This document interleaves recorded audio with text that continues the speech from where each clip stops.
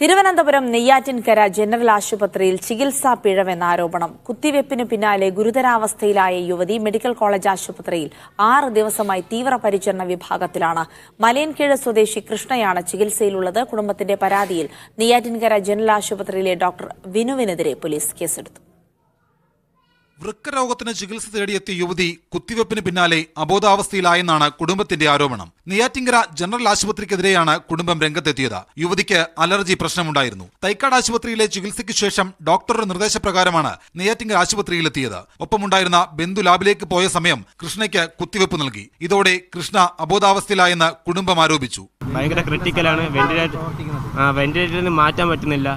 ഇത് എന്തെങ്കിലും ചെയ്യണമെങ്കിൽ തന്നെ 3 ദിവസത്തിനകത്ത് ഇങ്ങനെ പ്രവർത്തിക്കുമായിരുന്നു. അല്ല, സ്വന്തമായിട്ട് ശ്വാസം എടുക്കാൻ ചെയ്യുമായിരുന്നു. യുവതിക്ക് അലർജി പ്രശ്നമുള്ള കാര്യം കുടുംബം പറഞ്ഞില്ലെന്നാണ് നെയ്യാറ്റിൻകര ജനറൽ ആശുപത്രി അധികൃതരുടെ വാദം. ഗുരുതരാവസ്ഥയിലായ കൃഷ്ണ തിരുവനന്തപുരം മെഡിക്കൽ കോളേജ് ആശുപത്രിയിലേക്ക് എത്തിച്ചു. കഴിഞ്ഞ 5 ദിവസമായി മെഡിക്കൽ കോളേജിലെ തീവ്രപരിചരണ വിഭാഗത്തിലാണ് കൃഷ്ണ.